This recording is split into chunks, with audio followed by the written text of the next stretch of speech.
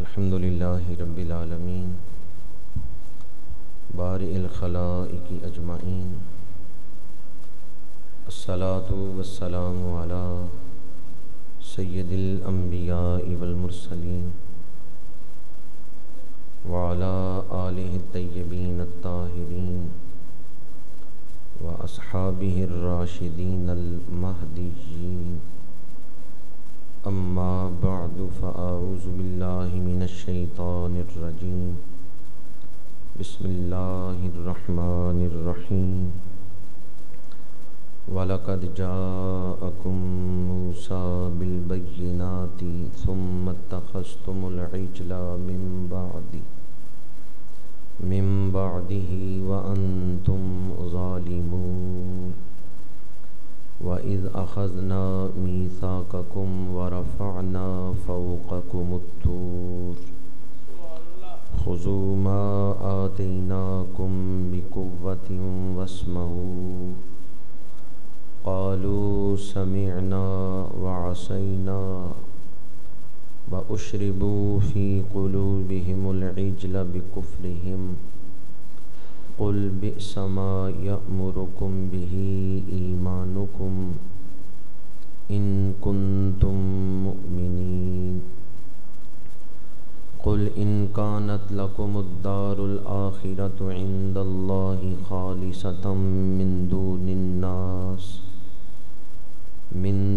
الناس فتمنوا الموت إن كنتم صادقين ولن يتمنوه أبدا بما قدمت أيديهم والله عليم بالظالمين صدق الله مولانا العظيم اللهم أرنا الحق حقا وارزقنا اتباعه وأرنا الباطل باطلا وارزقنا اجتنابه إن الله وملائكته يصلون على النبي يا أيها الذين آمنوا صلوا عليه وسلموا تسليما الصلاة والسلام عليك يا رسول الله وعلى آلك وأصحابك يا حبيب الله الصلاة والسلام عليك يا خطيب الأنبياء والمرسلين وعلى آلك وأصحابك يا رحمة للعالمين قابل صد احترام مشائخ عظام علماء کرام بالخصوص زینت السادات پیر سید عطا اللہ شاہ صاحب زیدہ مجدہ محسن آل سنت فخر آل سنت حضرت علامہ مولانا قاری محمد محمود احمد صاحب دامت برکاتہم العالیہ زینت السادات پیر سید احسن شاہ صاحب زیدہ مجدہ فصیح اللسان سید عاصم شاہ صاحب زیدہ مجدہ پیر طریقت رہبر شریعت جناب قبلہ سیفی صاحب مد ظلہ العالی انتہائی قابل احترام اساتذہ کرام فخر آل سنت حضرت مولانا قاری نصر اللہ صاحب فخر آل سنت حضرت مولانا قاری شفیق صاحب عاشق رسالت مآب الحاج محمد اقبال گومن صاحب درس قرآن و حدیث کی اس سعادت افروز محفل میں تشریف لانے والے معزز و محترم حاضرین و سامعین، اس وقت میں اور آپ قرآن پاک کی صحبت میں چند گھڑیاں گزارنے کے لیے اور صاحب قرآن حضور ختمی مرتبت صلی اللہ علیہ وآلہ وسلم کے ذکر پاک سے قلوب و اذہان کو جلا بخشنے کے لیے اس محفل میں شامل ہوئے ہیں۔ جس طرح کہ قبلہ شاہ صاحب فرما رہے تھے، آج کی اس محفل میں ایک غم کی کیفیت، ایک سوگواری کی کیفیت طاری ہے۔ ہمارے انتہائی واجب الاحترام قبلہ قاضی محمود احمد صاحب دامت برکاتہم العالیہ کے بھانجے رضوان احمد صاحب وصال فرما گئے۔ فخر اہل سنت حضرت مولانا ناصر رضا صاحب کے ماموں جان وصال فرما گئے، اور صدیقی صاحب کی اہلیہ کا وصال ہوا۔ عزیزوں کے بچھڑنے سے دل ایک غم محسوس کرتا ہے۔ ہمارے آقا کریم صلی اللہ علیہ وآلہ وسلم نے ارشاد فرمایا، بعض محدثین نے اس حدیث کو نقل کیا ہے، تعزوا عن مصائبکم بی، کہ تم اپنی مصیبتوں میں جب ایک دوسرے سے تعزیت کرو تو میرا ذکر کر کے تعزیت کرو۔ سبحان اللہ، سبحان اللہ، سبحان اللہ۔ ایک ترجمہ اس کا یہ کیا گیا کہ جب تمہارے دل دکھے ہوئے ہوں، غم زدہ ہوں، تو میرا ذکر کرو، تمہارے دلوں کو سکون مل جائے گا۔ حضرت حارث رضی اللہ تعالیٰ عنہ جناب حارثہ شہید ہوئے تو ان کی والدہ حضور کی خدمت میں حاضر ہوئیں۔ آپ وضو فرما رہے تھے، ماں عرض کرتی ہے، یا رسول اللہ صلی اللہ علیہ وسلم، میرا بیٹا جنگ میں شہید ہو چکا ہے، مجھے یہ بتائیں وہ جنتی ہے یا دوزخی ہے؟ میرے بیٹے کی شہادت اللہ کے دربار میں قبول ہوئی ہے یا نہیں؟ حضور نے فرمایا، تو پوچھ کے کیا کرے گی؟ ماں عرض کرتی ہے، یا رسول اللہ صلی اللہ علیہ وسلم، اگر میرے بیٹے کی شہادت اللہ کے دربار میں قبول ہے تو میں صبر کروں گی، اور اگر میرے بیٹے کی شہادت اللہ کے دربار میں قبول نہیں ہوئی اور وہ جنت میں نہیں، تو پھر میں جزا فضا کروں گی کہ میرے بیٹے کی جوانی بھی گئی، وہ مجھ سے جدا بھی ہوا، اور اس کا قتل کیا جانا اللہ کے دربار میں قبول بھی نہیں ہوا۔ حدیث پاک میں آتا ہے، ایک لمحہ حضور خاموش رہے، اور دوسرے لمحے ہی حضور نے فرمایا، تیرا بیٹا تو اس وقت جنت الفردوس میں ہے۔ 8 جنتیں ہیں، اور ہر اوپر والا درجہ نچلے درجے سے زیادہ وسیع ہے۔ ایک جنتی کو جو جنت ملے گی وہ دنیا کی اس پہنائی سے، زمین و آسمان کی وسعتوں سے بڑھ کر ہوگی۔ تو آپ اندازہ کریں پھر 8 جنتیں کتنی وسیع ہوں گی۔ پر حضور نے ایک نگاہ ڈالی، 8 جنتوں کا مشاہدہ فرما لیا اور بتا دیا ہے کہ تیرا بیٹا اس وقت کس درجے میں ہے۔ دار النعیم میں نہیں، دار السلام میں نہیں، دار المقامہ میں نہیں، جنت ماوا میں نہیں، علیین میں نہیں۔ تمہارا بیٹا کس درجے میں ہے؟ وہ تو اس وقت جنت الفردوس میں ہے۔ جو محبوب ایک نگاہ اٹھا کے 8 جنتوں کا مشاہدہ کر لیتے ہیں، وہ گنبد خضرا میں بیٹھ کے ایک نگاہ اٹھا کے ساری زمین کا مشاہدہ نہیں فرما سکتا۔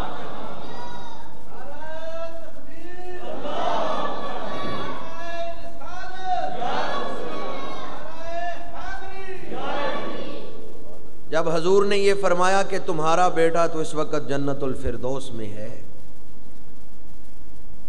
تو وہ ماں یہ کہتے ہوئے وہاں سے پلٹیں، بخ بخ یا حارثہ، واہ واہ اے حارثہ، تو کامیاب ہو گیا ہے۔ صحابہ عرض کرتے ہیں، یا رسول اللہ صلی اللہ علیہ وسلم، بڑھیا ماں کے دل کو سکون نہیں مل رہا کہ بیٹا جدا ہوا ہے۔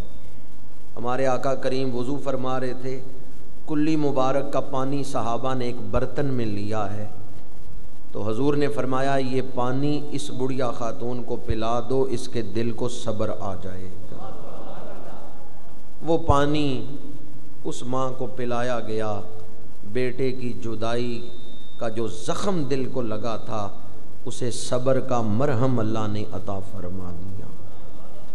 شارحین حدیث لکھتے ہیں آج اگر کوئی اپنے عزیز کی فوتیدگی پر غم زدہ ہو اور دل کو سکون نہ مل رہا ہو تو وہ حضور کا ذکر پاک کرے، حضور پر درود شریف پڑھے، اس سے اس کے دل کو سکون مل جائے گا۔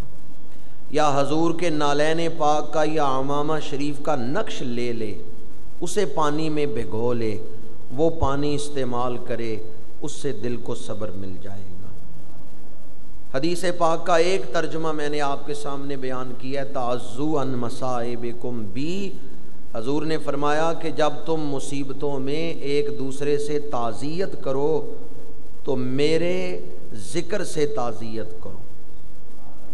دوسرا ترجمہ بعض مترجمین نے کہا، اس کا ترجمہ یہ ہے کہ حضور نے فرمایا جب تم مصیبتوں میں ایک دوسرے سے تعزیت کرو تو اس وقت میری سیرت کو سامنے رکھو کہ میں جب دکھوں سے گزرا ہوں تو میں نے کیا کیا ہے۔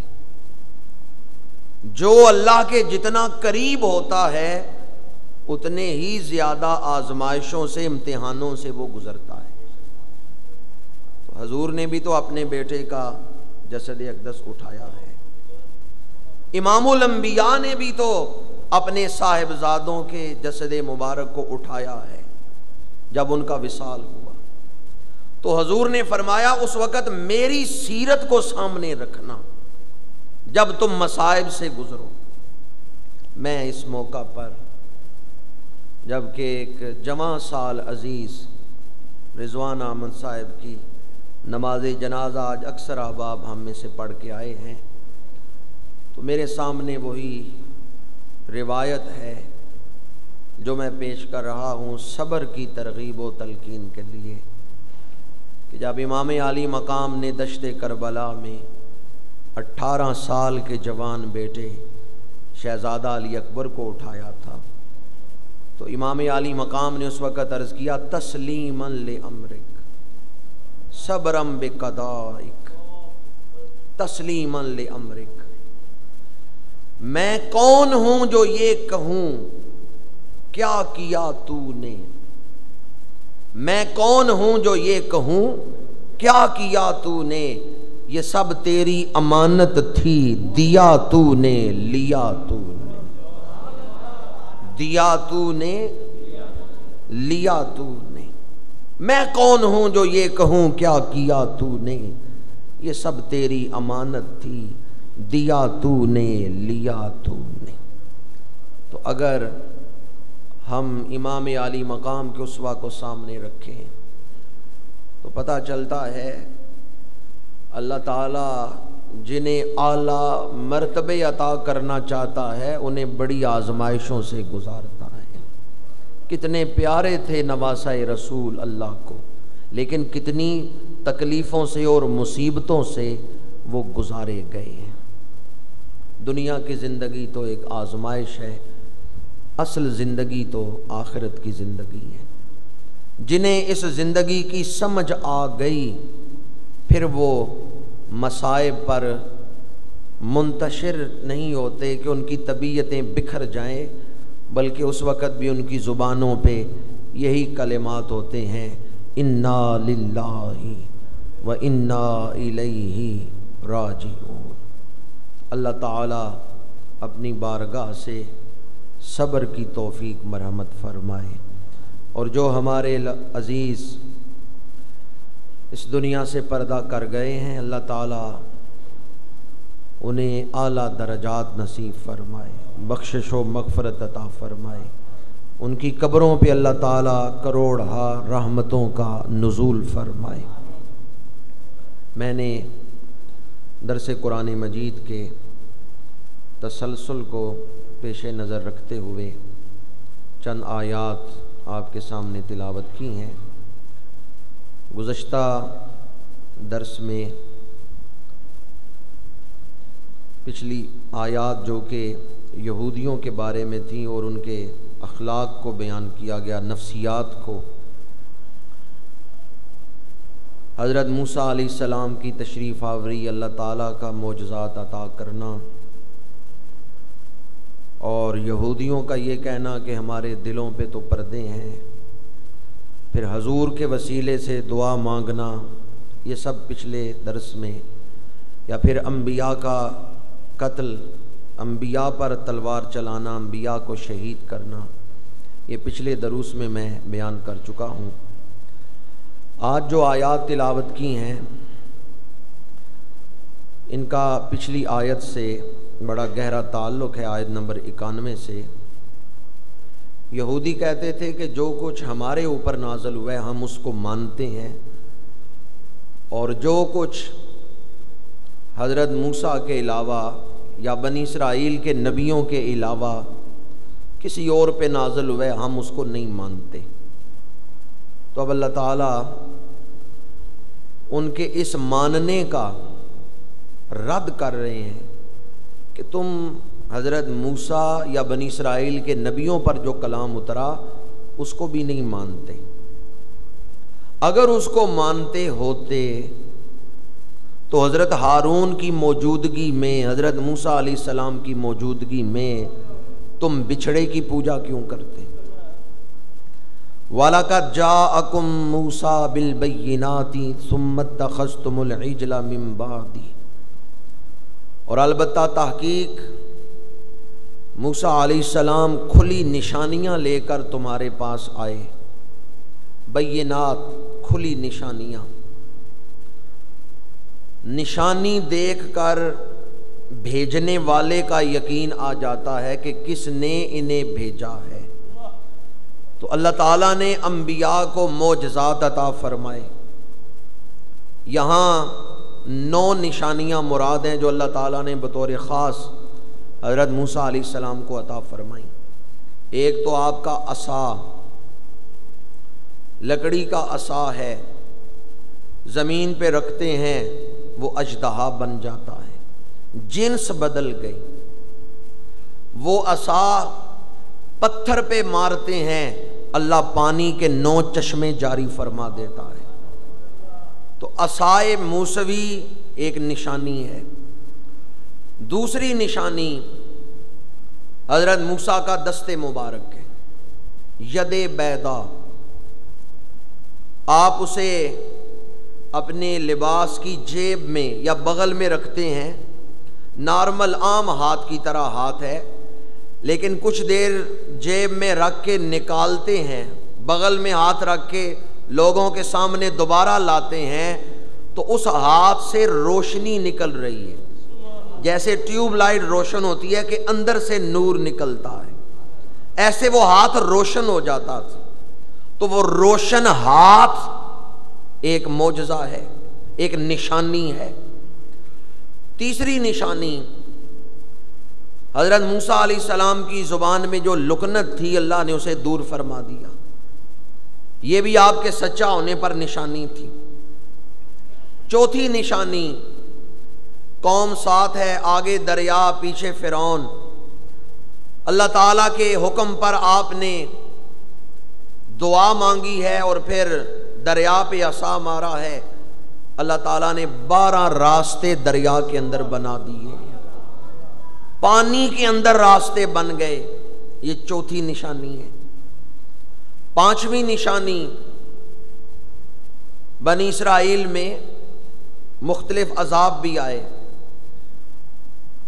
جوؤں کا عذاب آیا، کپڑوں میں جوئیں پڑ جاتی تھی، وہ لوگ صاف کر کر کے تھک جاتے ہیں پر ان کے بالوں سے، کپڑوں سے جوئیں ختم نہیں ہوتی۔ یہ پانچویں نشانی تھی، جوؤں کا عذاب۔ چھٹی نشانی، ٹڈیوں کا عذاب۔ اس قدر ٹڈیاں اس قوم میں پیدا ہو گئیں کہ وہ پریشان ہو گئے۔ ساتویں نشانی، مینڈکوں کا عذاب۔ کھانے والی چیزوں میں مینڈک پیدا ہو جاتے تھے، اور اتنے کثرت سے مینڈک بنی اسرائیل میں پیدا ہوئے کہ ان لوگوں کے لیے کھانے پینے کی چیزوں کو صاف رکھنا مشکل ہو گیا۔ 8ویں نشانی، طوفان کا عذاب آیا، شدید طوفان آیا۔ یہ بھی ایک نشانی تھی کہ قوم حضرت موسیٰ علیہ السلام کا حکم نہیں مان رہی اور اللہ نے اپنی قدرت کا اظہار فرمایا۔ 9ویں نشانی، خون کا عذاب۔ برتن پانی سے بھرا ہوا ہے، گھڑا بھرا ہوا ہے، پیالے میں پانی ڈالتے ہیں تو خون نکلتا ہے۔ فرعون نے کہا کہ میں اس بات کو نہیں مانتا، یہ میں نے سرائی پانی کی بھر کے رکھی ہے، اس میں میں نے اپنے ہاتھوں سے پانی ڈالا تھا، کوئی اسے سرخ کر کے بتائے۔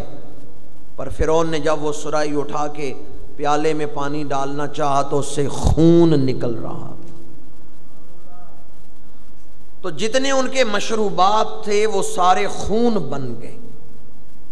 یہ بھی ایک نشانی تھی کہ موسیٰ علیہ السلام کی اتباع کرو ورنہ تم اللہ کی گرفت میں آ جاؤ گی۔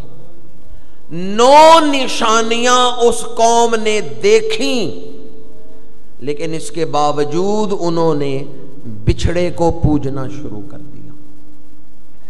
کس کو خدا بنایا ہے؟ بیل۔ عام طور پہ اس جانور کو بے وقوف جانور کہتے ہیں، پنجابی میں ہم کہتے ہیں تم تو نیرے ڈنگر ہو۔ تو جو ڈنگر کو خدا بنا لے وہ کتنا بڑا بے وقوف۔ جو کہتے ہیں تو تو نیرا داند ہی ہے، یا کہتے ہیں تو نیری گائے ہے، یعنی تو نیرا بولا ہے، تجھے پتہ ہی نہیں ہے، عقل ہی نہیں ہے تمہارے پاس۔ تو یہ جانور بے وقوفی کے لیے بھی ایک مثال ہے۔ پر وہ قوم کتنی بڑی بے وقوف ہے جو بیل کو خدا بنا لے۔ زیادہ تشریح میں نہیں جاتا، ہندو بھی کسی کو ہندو مذہب میں داخل کرنا ہو تو گائے کا پیشاب پلاتے ہیں، گائے کی پوجا ہندو بھی کرتے ہیں۔ فرمایا وَأَنْتُمْ ظَالِمُونَ، تم نے بچھڑے کو خدا بنا لیا، اس کو پوجنے لگے اور تم بہت بڑے ظالم ہو۔ ظلم کیا ہے؟ کسی کا حق اس کو نہ دینا، کوئی چیز غیر مناسب جگہ پہ رکھنا یہ ظلم ہے، اور مناسب جگہ پہ رکھنا یہ عدل ہے۔ وضع الشیء علی محلہ، کسی شے کو اس کی جگہ پہ رکھنا یہ عدل ہے، اور کسی شے کو اس کی جگہ کے مطابق نہ رکھنا، وضع الشیء علی غیر محلہ، کسی شے کو نامناسب جگہ پہ رکھنا یہ ظلم ہے۔ میں اس کے لیے اکثر ایک مثال دیتا ہوں، یہ مسجد کی عمارت بڑی خوبصورت ہے، کیوں؟ جہاں محراب ہونا چاہیے وہاں محراب ہے، جہاں دروازے ہونے چاہیے وہاں دروازے ہیں، جہاں کھڑکیاں ہونی چاہیے وہاں کھڑکیاں ہیں، جہاں وضوگاہ ہونی چاہیے وہاں وضوگاہ ہے۔ اب کیا خیال ہے آپ کا؟ اگر آپ غسل خانے محراب کے ساتھ بنا دیں تو مسجد کی عمارت خوبصورت لگے گی؟ آپ یہاں ٹوٹیاں لگا دیں وضو کے لیے، یہاں غسل خانے بنا دیں، درمیان میں محراب ہو، ادھر صفیں بنی ہو نمازیوں کی، یہاں وضو کی ٹوٹیاں یہاں غسل خانے، مسجد کی عمارت خوبصورت لگے گی؟ چاندی لوگ بولے ہیں، اگر ایسے خوبصورت لگتی ہے تو پھر بھی بتا دیں کیوں نہیں خوبصورت لگے گی؟ کیوں آپ کہیں گے کہ یہ مناسب نہیں؟ اس لیے کہ غسل خانوں کی جگہ مسجد کے اندر نہیں ہے، محراب کے ساتھ نہیں ہے۔ جو چیز جس جگہ کے مناسب ہے وہاں رکھی جائے تو عدل ہے، اور مناسب جگہ سے ہٹا کے رکھی جائے تو یہ ظلم ہے۔ اب پیشانی کس کے آگے رکھنی چاہیے؟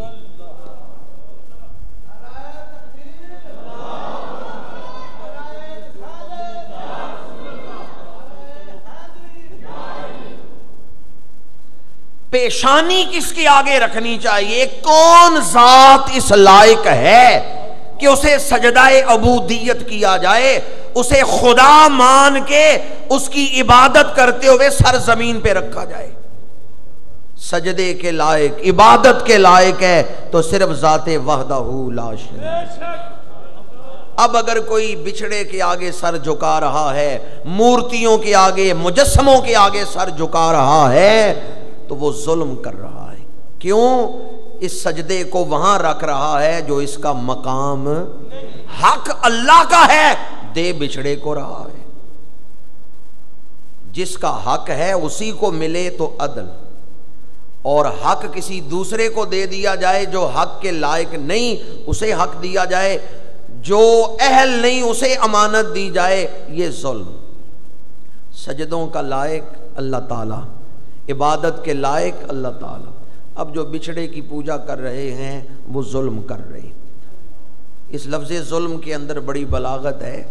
ہمیں سوچنا چاہیے ہم زندگی میں ہر چیز کو اس کے مناسب جگہ پہ رکھے ہوئے ہیں، یا ہم بھی غیر مناسب رویہ اپنا کے اپنی زندگی میں ظلم کر رہے ہیں۔ آگے ارشاد فرمایا وَإِذْ أَخَذْنَا مِيثَاقَكُمْ، اور جب ہم نے تم سے پکا وعدہ لیا، وَرَفَعْنَا فَوْقَكُمُ الطُّورَ، اور کوہ طور کو تمہارے سروں پر بلند کیا۔ یہ بھی اس چیز کا رد کیا جا رہا ہے جو وہ کہتے تھے ہم ایمان لاتے ہیں تورات پر، اس کا رد ہے کہ اگر تم تورات پر ایمان لاتے تو جبریل پہاڑ اٹھا کے کیوں تمہارے سر کے اوپر کرتے؟ ایک واقعہ پیش آیا تھا، بنی اسرائیل ایمان نہیں لاتے تورات پہ، تو جبریل امین نے پہاڑ اٹھا کے قوم کے اوپر کر دیا ہے، اور جناب موسیٰ علیہ السلام نے قوم سے کہا دیکھو میرے رب نے اپنی قدرت ظاہر کی ہے، اگر تم ایمان لاؤ تو بچ جاؤ گے، ورنہ پہاڑ گرے گا اور سارے پیس کے رکھ دیے جاؤ گے۔ قوم نے کہا ہم ایمان لاتے ہیں۔ پھر وہ پہاڑ سے نکل گئے ہیں، پہاڑ ان پر گرا نہیں ہے، اسے جیسے فرشتوں نے اٹھایا تھا ویسے واپس زمین پہ رکھ دیا۔ پہاڑ کو اٹھا کے قوم کے سروں پر بلند کیا ہے کہ اگر تم ایمان نہیں لاتے تو گرا دیا جائے گا اور تم سب اس کے نیچے دب کے مر جاؤ گے۔ اب اس پر بعض لوگ اعتبار کرتے، یہ اعتراض کرتے ہیں کہ اس طرح تو جبرن کلمہ پڑھوایا گیا، تو جبرن کلمہ نہیں پڑھوایا گیا، انہیں اختیار دیا گیا۔ اختیار کیا دیا گیا؟ اختیار یہ دیا گیا کہ یا موت کو پسند کر لو یا تورات پر ایمان لے آؤ، اختیار بخشا گیا۔ پھر وہ اپنی مرضی سے انہوں نے کہا ٹھیک ہے ہم ایمان لاتے ہیں، ہم مرنا نہیں چاہتے۔ اسے آپ اکراہ کہہ سکتے ہیں، جبر نہیں کہہ سکتے۔ جبر اور چیز ہے، اکراہ اور چیز ہے۔ قرآن مجید میں لا اکراہ فی الدین قد تبین الرشد من الغی، تو اکراہ اور چیز ہے، اسے آپ اکراہ کہہ سکتے ہیں، اور دین موسوی میں ممکن ہے اکراہ جائز ہو، اس وجہ سے اکراہ کیا گیا، لیکن جبر نہیں ہے۔ جبر اور چیز ہے، جبر میں مطلقاً کلیتاً کوئی اختیار نہیں ہوتا، اکراہ میں قدر اختیار ہے کہ دو چیزوں میں سے ایک چیز کو اختیار کر لو۔ اب ان لوگوں نے موت کے بجائے حضرت موسیٰ کے دین کو اختیار کیا۔ آگے ارشاد فرمایا خذوا ما آتیناکم بقوہ، اللہ تعالیٰ رد یہ کر رہا ہے کہ اگر تم ایمان لاتے تو پہاڑ کیوں تمہارے سروں پہ اٹھایا جاتا؟ پتا چلا تم حضرت موسیٰ پر بھی ایمان لانے والے نہیں۔ خذوا ما آتیناکم بقوہ، جو تمہیں ہم نے دیا ہے اسے مضبوطی سے پکڑو، یعنی تورات کو مضبوطی سے تھامو، واسمعوا، اور غور سے سنو، قالوا سمعنا وعصینا، ان یہودیوں نے کہا ہم نے سنا اور ہم نے نافرمانی کی، ہم نے سنا اور مانا نہیں۔ سبب کیا ہے کہ سن کے نشانیاں دیکھ کے حق کو نہیں مانا؟ وہ سبب بھی اللہ تعالیٰ نے آگے بیان فرما دیا، وَأُشْرِبُوا فِي قُلُوبِهِمُ الْعِجْلَ بِكُفْرِهِمْ، ان کے کفر کے سبب ان کے دلوں میں بچھڑے کی محبت پلا دی گئی، وہ بچھڑے کی محبت میں سیراب کیے گئے، بچھڑے کی محبت ان کے دلوں میں رچ بس گئی تھی۔ کفر کی محبت ان کے دلوں میں رچ بس گئی، اس وجہ سے انہوں نے نشانیاں دیکھ کے حق کو قبول نہیں کیا۔ دل کا جوہر خراب ہو جائے تو پھر دل حق کو دیکھ کے بھی حق کو قبول نہیں کرتا۔ دل کے اندر حق قبول کرنے کی صلاحیت ہے، پر یہ صلاحیت ختم ہو جاتی ہے، خراب ہو جاتی ہے جب کفر رچ بس جائے، جب گناہ دل کے جوہر کے اندر داخل ہو جائے اور گناہ کر کے آدمی کی طبیعت سیراب ہو تو پھر ظلمت اس کے دل میں داخل ہو گئی۔ اب وہ مقام آ گیا ختم اللہ علی قلوبہم۔ میں اکثر اس کے لیے ایک مثال دیتا ہوں، آنکھوں کا کام ہے دیکھنا، اگر آنکھیں دیکھتی نہیں تو اس کا مطلب ہے کہ آنکھیں بیمار ہیں۔ کانوں کا کام ہے سننا، اگر کان سنتے نہیں تو مطلب یہ ہے کہ کان صحت مند نہیں۔ ہاتھوں کا کام ہے پکڑنا، اگر ہاتھ کسی چیز کو پکڑ نہیں سکتے تو مطلب ہے ہاتھ صحت مند نہیں۔ پیروں کا کام ہے چلنا، اگر آدمی زمین پہ پیر رکھ نہیں سکتا، چل نہیں سکتا تو مطلب ہے پیر صحت مند نہیں۔ اب دل کا کام ہے حق کو قبول کرنا، فکر آخرت کرنا کہ موت کے بعد میرے اوپر کون سے مرحلے آ رہے ہیں۔ دل کا کام ہے خوف خدا اور عشق مصطفیٰ رکھنا۔ اگر دل یہ کام نہیں کرتا تو مطلب ہے دل صحت مند۔ آنکھیں دیکھتی نہیں تو بیمار، کان سنتے نہیں تو بیمار، زبان بولتی نہیں تو بیمار، ہاتھ پکڑتے نہیں تو بیمار، پیر چلتے نہیں تو بیمار، اور دل فکر آخرت نہیں رکھتا تو دل بیمار۔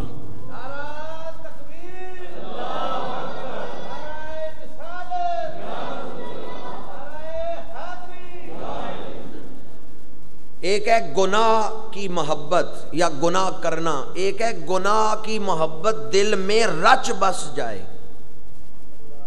گناہ کرنا یہ برا ہے پر اتنا برا نہیں جتنا گناہ کی محبت دل میں رچ بس جائے۔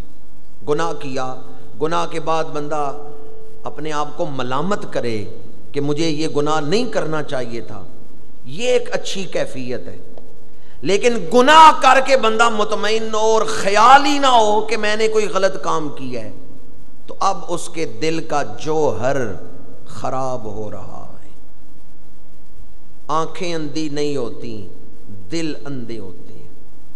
فَإِنَّهَا لَا تَعْمَى الْأَبْصَارُ وَلَكِنْ تَعْمَى الْقُلُوبُ الَّتِي فِي الصُّدُورِ۔ اور جب دل اندھا ہو جائے پھر حق کو سامنے دیکھ کے بھی وہ حق کو قبول نہیں کرتا۔ علامہ اقبال نے بھی اسی کی ترجمانی کرتے ہوئے کہا، دل بینا بھی کر خدا سے طلب، آنکھ کا نور دل کا نور نہیں۔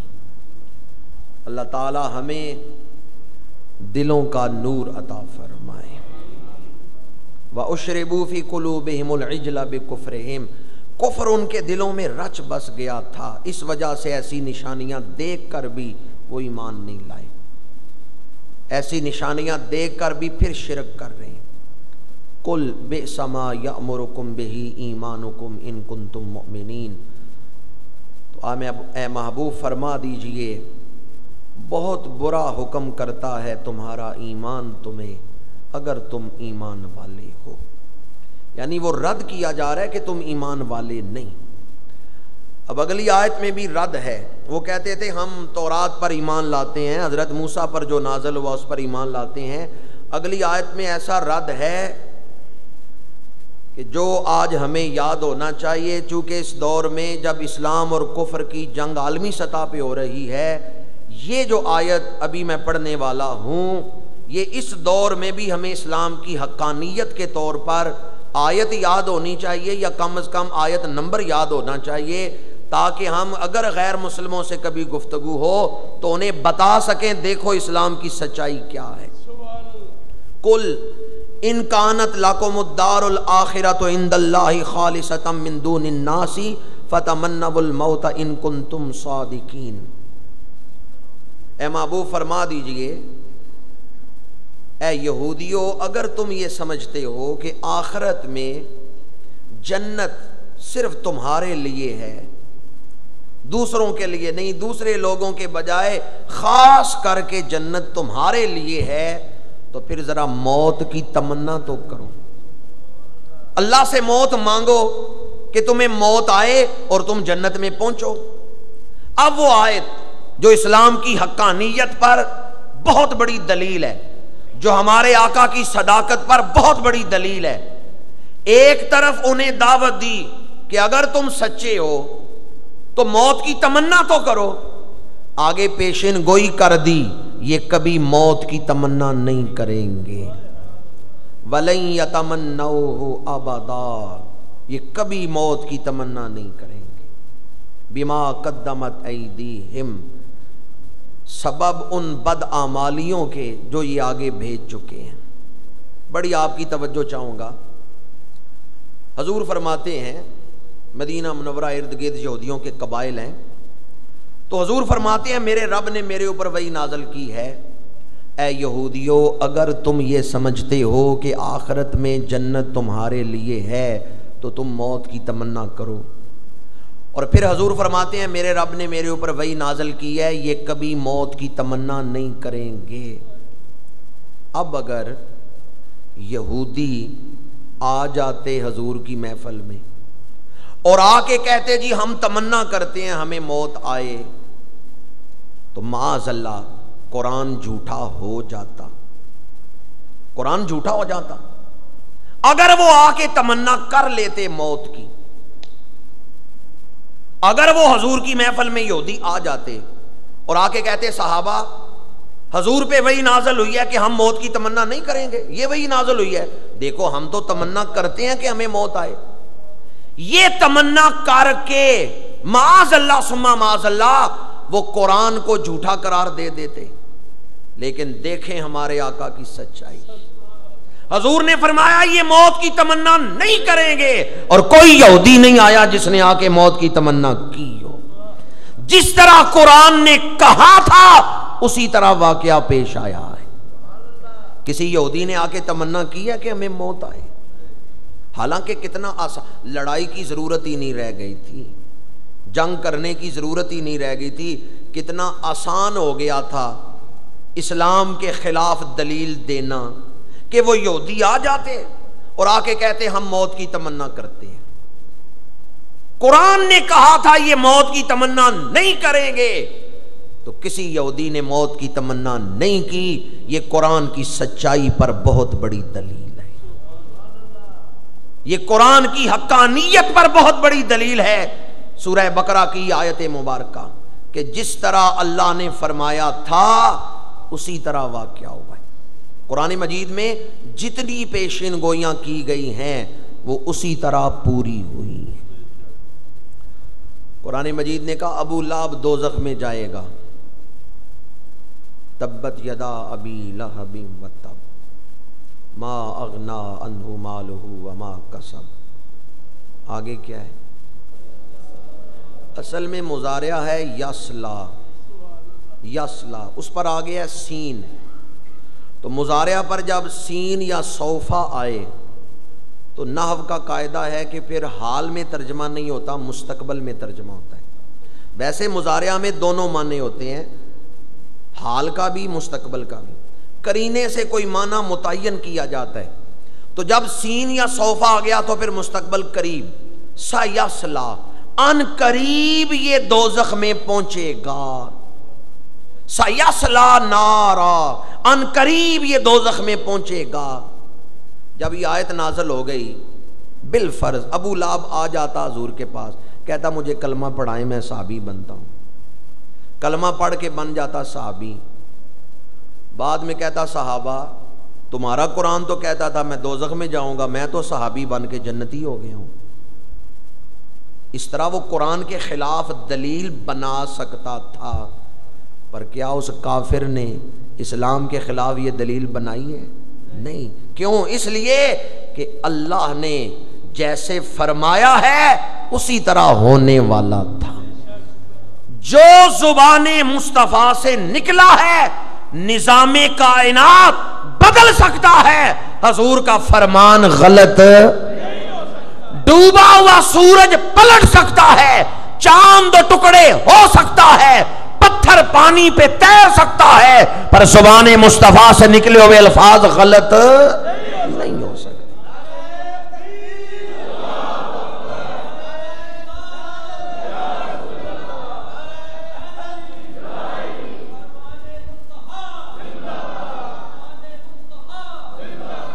یہاں بھی قرآن نے فرمایا وَلَن يَتَمَنَّوْهُ، وہ ہرگز موت کی تمنا نہیں کریں گے، آبادا، کبھی وہ موت کی تمنا نہیں کریں گے۔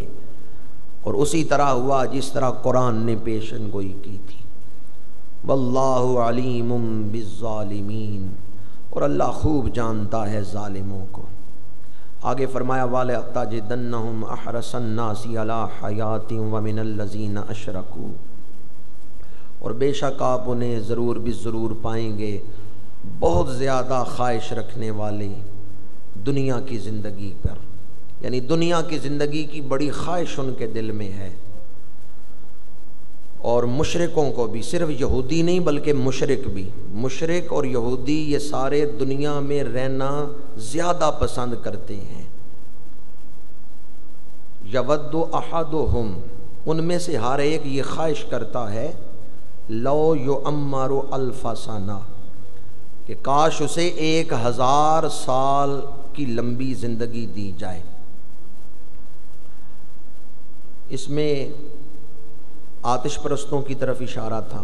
مجوسی ایران کے لوگ جب ایک دوسرے کو ملتے تو ملاقات کے وقت ایک دوسرے کو وہ دعا دیتے تھے زی ہزار، یعنی 1000 سال تو زندہ رہ، سدا جیتے رہو۔ وہ زی ہزار کہتے تھے، یعنی 1000 سال تم جیتے رہو۔ تو کہا ان میں سے ہر ایک یہ چاہتا ہے کاش اسے 1000 سال کی زندگی مل جائے۔ وما ہوا بمزحزحہ من العذاب ان یعمر، اور وہ عذاب سے روکنے والی نہیں، اگر انہیں 1000 سال کی عمر دے بھی دی جائے، وہ 1000 سال زندہ رہ لے، پھر بھی عذاب سے بچنے والے 1000 سال کے بعد پھر عذاب تک وہ پہنچ جائیں گے۔ واللہ بصیر بما یعملون، اور جو عمل وہ کرتے ہیں اللہ خوب دیکھ رہا ہے۔ یہاں ایک بات عرض کرتا چلوں کہ مشرکین، یہودی، مجوسی، ان کے حوالے سے تو کہا گیا کہ وہ دنیا کی زندگی سے بڑی محبت کرتے ہیں اور مرنا نہیں چاہتے۔ تو اس حوالے سے دین کیا کہتا ہے؟ کیا موت کی تمنا کرنا جائز ہے یا نہیں؟ بڑی مشہور حدیث مبارکہ ہے مسلم شریف میں، صحابہ نے عرض کیا یا رسول اللہ صلی اللہ علیہ وسلم، کیا ہم موت کی تمنا کر سکتے ہیں، دعا کر سکتے ہیں کہ یا اللہ مجھے موت آ جائے، یا اللہ مجھے مار دے؟ جیسے بعض لوگ زندگی سے گھبرا کے، مسائل سے گھبرا، دکھوں سے گھبرا کے کہتے ہیں اس جینے سے تو مرنا بہتر ہے۔ تو صحابہ نے سوال پوچھا یا رسول اللہ کیا دکھوں سے گھبرا کر موت کی خواہش کی جا سکتی ہے؟ حضور نے ارشاد فرمایا نہیں، دکھوں سے، مصیبتوں سے گھبرا کے موت کی تمنا نہ کرنا۔ ہاں اگر تم نے موت مانگنی ہو تو اس طرح مانگو، یا اللہ جب تک میرا زندہ رہنا بہتر ہے مجھے زندہ رکھ، اور جب موت میرے لیے بہتر ہے مجھے موت عطا کر۔ یہ بڑی جامع دعا ہے، یا اللہ جب تک میرا زندہ رہنا میرے لیے بہتر ہے مجھے زندگی عطا کر، اور جب موت میرے لیے بہتر ہے تو مجھے موت عطا کر۔ اس حدیث مبارکہ میں بڑی جامع دعا سکھائی گئی ہے، اور یہ بھی فرمایا کہ دکھوں سے گھبرا کے موت کی تمنا نہ کرنا۔ کیوں؟ زندگی اللہ کی بہت بڑی نعمت ہے، زندگی اللہ کا دیا ہوا بہت بڑا تحفہ ہے، زندگی کی قدر کریں۔ آج کل ہمارے ہاں اپنے وجود کی قدر نہیں۔ میں اس کے لیے اکثر ایک مثال دیتا ہوں، آج کل لوگ صوفے سیٹ کو قیمتی سمجھتے ہیں، فریج کو قیمتی سمجھتے ہیں، سونے کے زیورات کو قیمتی سمجھتے ہیں، کہ اپنا ضمیر بیچ کر، اپنے اندر کو مردہ کر کے اپنے گھر فرنیچر لاتے ہیں، اپنا ضمیر بیچ کے رشوت لے کے فریج خرید کے لا رہے ہیں، اپنے آپ کو معمولی سمجھے، چیزوں کو قیمتی سمجھے، کہ اپنے آپ کو برباد کیا ہے اور گھر میں فرنیچر رکھا ہے۔ اب آپ مجھے بتائیں، انسان قیمتی ہے یا دنیا کی چیزیں قیمتی ہیں؟ چند لوگ ہی بولے ہیں۔ آج کا انسان اپنی قدر ہی نہیں جانتا، اپنے آپ کو قیمتی نہیں سمجھتا، وہ چیزوں کو قیمتی سمجھتا ہے۔ اور جب میں نے آپ سے پوچھا کہ چیزیں قیمتی ہیں یا انسان، تو چند لوگ ہی بولے چلو آپ کے نزدیک انسان قیمتی نہیں، بنانے والے سے نہ پوچھ لیں۔ اے انسان کو بنانے والے، تو نے انسان کو کیا قیمت عطا کی ہے، کیا عزت عطا کی ہے، کیا شرف عطا کی ہے؟ اللہ نے 4 قسمیں اٹھائیں، والتینی والزیتونی وطور سینین وہذا البلد الامین لقد خلقنا الانسان فی احسن تقویم۔ ہم نے انسان کو سب سے حسین ترین شکل میں، سب سے خوبصورت تقویم کے اندر ہم نے انسان کو تخلیق فرمایا ہے۔ یہ بات کرنے سے پہلے اللہ نے قسمیں کتنی اٹھائی ہیں؟ کتنی قسمیں اٹھائی ہیں؟ کتابیں کتنی نازل کی ہیں؟ تورات، زبور، انجیل، قرآن پاک، 4 کتابیں۔ مفسرین کہتے ہیں والتین سے مراد حضرت عیسیٰ کا علاقہ جس میں انجیل نازل ہوئی، والزیتون حضرت داؤد کا علاقہ جس میں زبور نازل ہوئی، وطور سینین طور سینا جہاں تورات نازل ہوئی، وہذا البلد الامین وہ شہر مکہ جس میں قرآن اتر رہا تھا۔ یہ سورہ والتین مکی ہے۔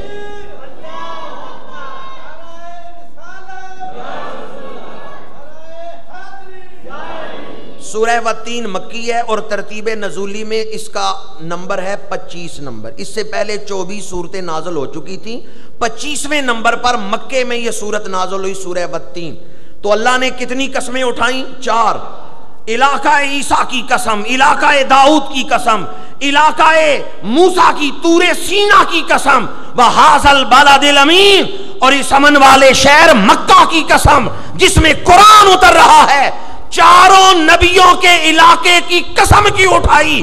آسمان سے جتنا علم اتارا ہے اس سارے علم کی قسم ہم نے انسان کو سب سے خوبصورت بنایا۔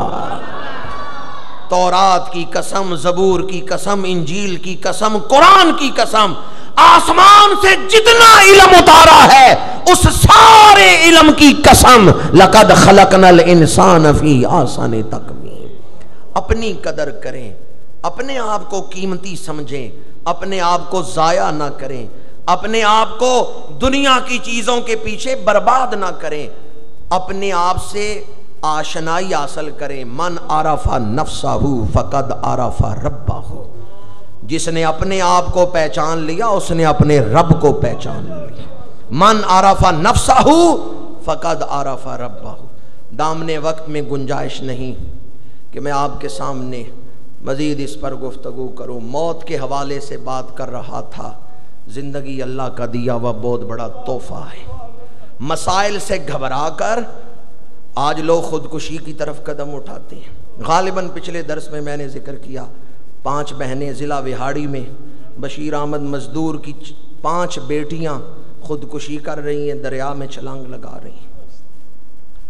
شیخو پورا کی ایک عورت 2 سالہ بچی کو سینے سے لگا کے نہر میں کود جاتی ہے۔ روزانہ آپ اخبار میں خودکشی کے واقعات پڑھیں گے۔ زندگی بہت بڑی نعمت ہے، اس کی قدر کریں۔ جب اس زندگی سے گزر کے عالم برزخ میں جائیں گے نا، پھر قدر ہوگی۔ احیاء علوم الدین میں امام غزالی نے یہ روایت لکھی ہے، اگر قبرستان والوں سے پوچھو تمہاری سب سے بڑی خواہش کیا ہے تو قبر والے کہیں گے ایک دفعہ اللہ پھر دنیا میں بھیجے، پھر ہم کبھی گناہ نہیں کریں گے، وہ زندگی ہمیں دوبارہ ملے۔ لوئے لوئے پر لے کڑیے جے تد پانڈا پرنا، شام پئی بن شام محمد کر جاندی نے ڈرنا۔ اگر موت کی تمنا کرنی ہو تو اس کے لیے الفاظ حضور نے سکھا دیے کہ یا اللہ جب تک میرا زندہ رہنا میرے لیے بہتر ہے، مجھے زندگی عطا کر، اور جب میرے لیے موت بہتر ہے مجھے موت عطا کر۔ مجھے بخاری شریف کی ایک حدیث ذہن میں آ رہی ہے، اس میں بھی موت کا سوال ہے، لیکن دعا کتنی خوبصورتی سے مانگی گئی ہے۔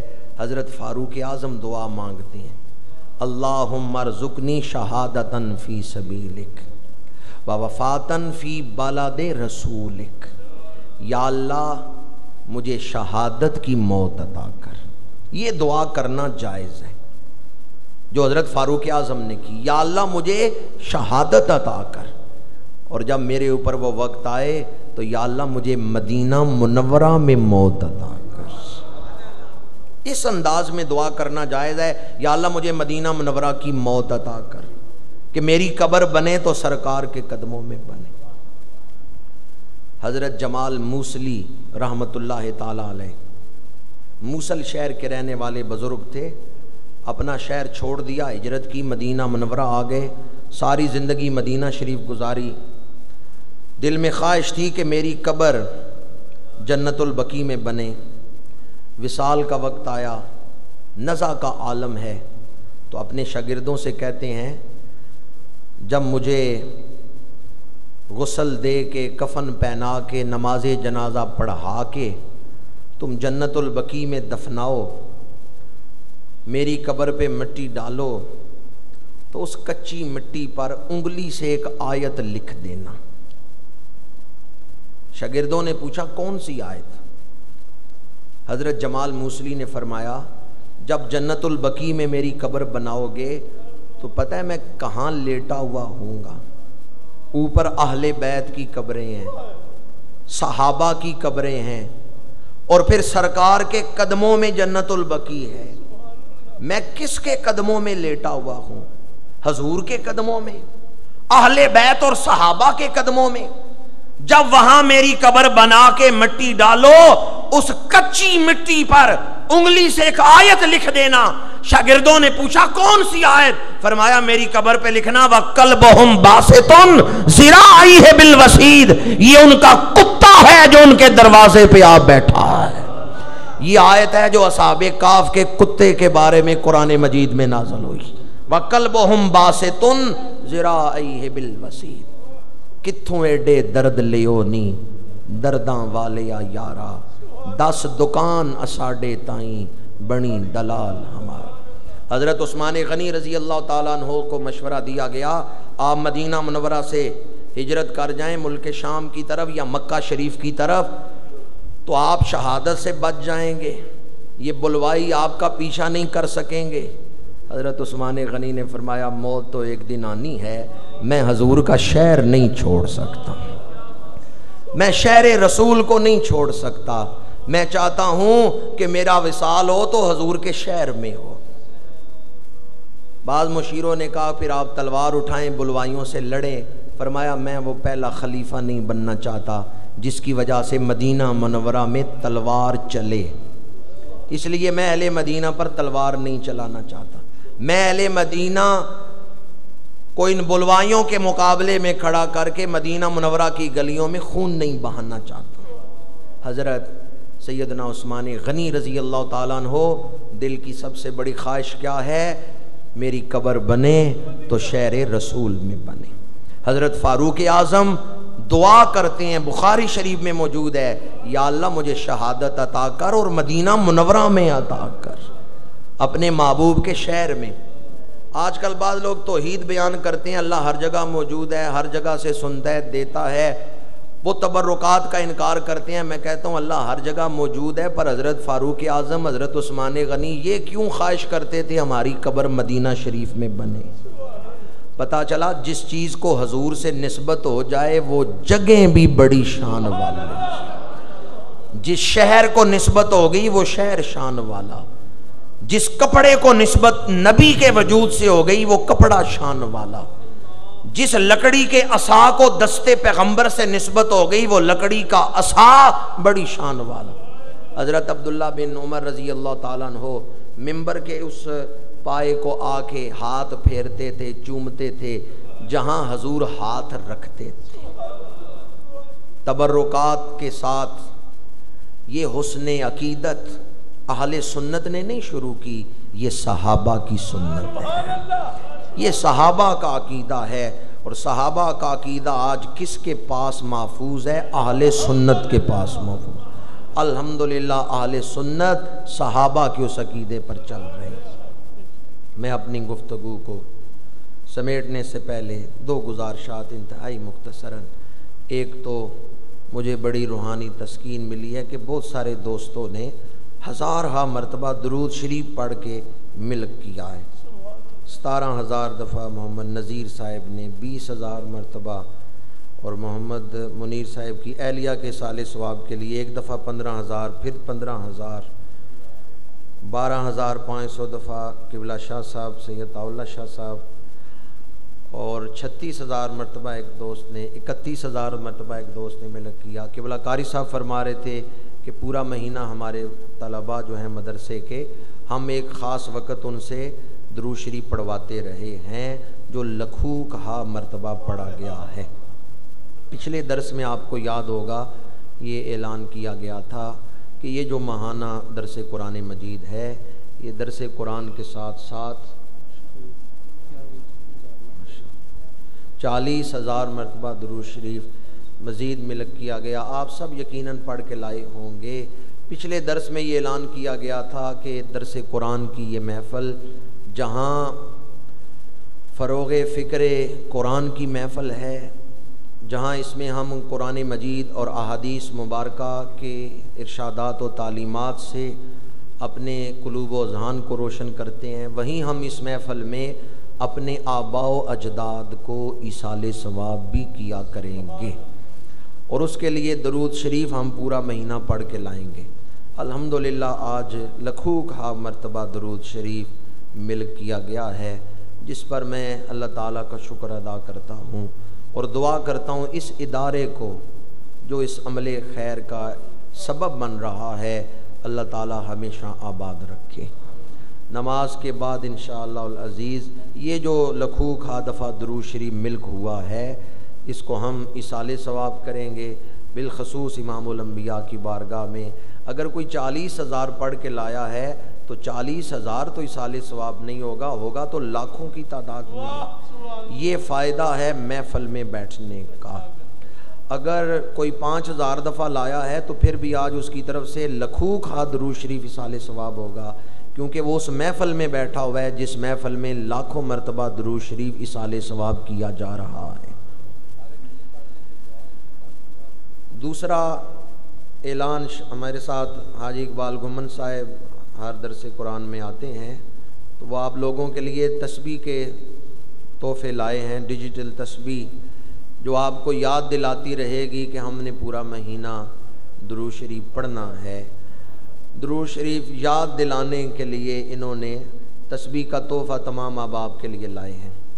ایک مسئلے کی طرف توجہ قبلہ شاہ صاحب نے دلوائی ہے کہ دارالعلوم دیوبند نے فتویٰ جاری کیا ہے کہ احتراماً مسلمان گائے کی قربانی نہ کریں، ہندوؤں سے یکجہتی کا مظاہرہ کرتے ہوئے۔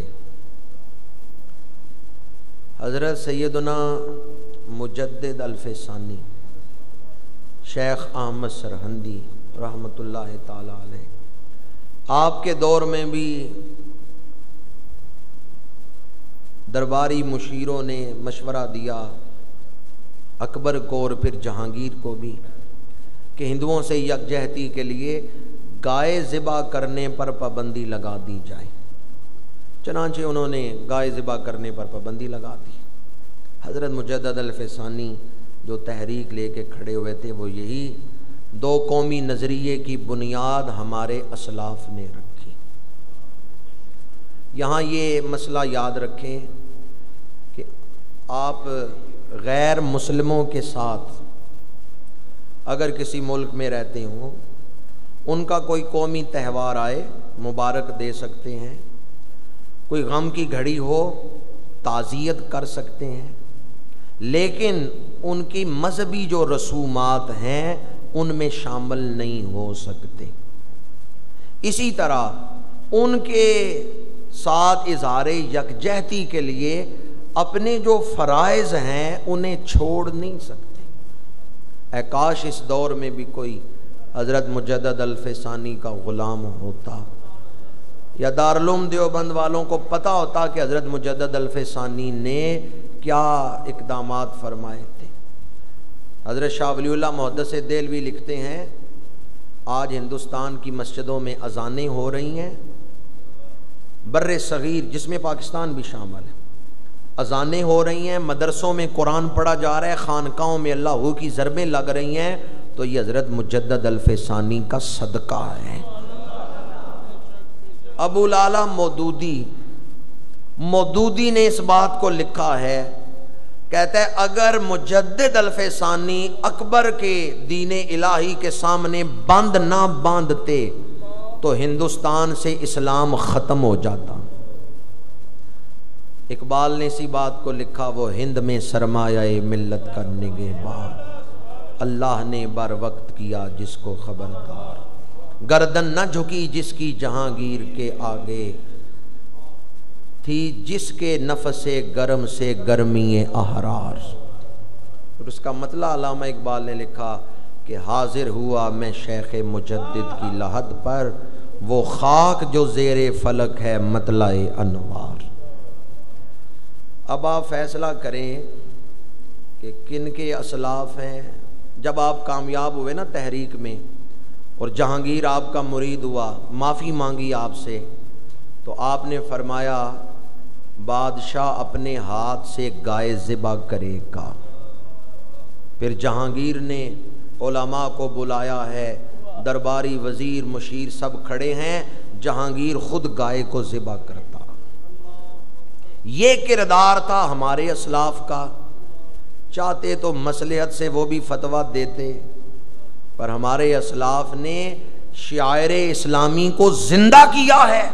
اور اگر کوئی یہ فتویٰ دے کہ جی ہندوؤں سے یکجہتی کے لیے گائے کی قربانی نہ کی جائے، تو وہ پھر کس کے ساتھ یارانہ نبھا رہا ہے، کس کے ساتھ دوستی نبھا رہا ہے۔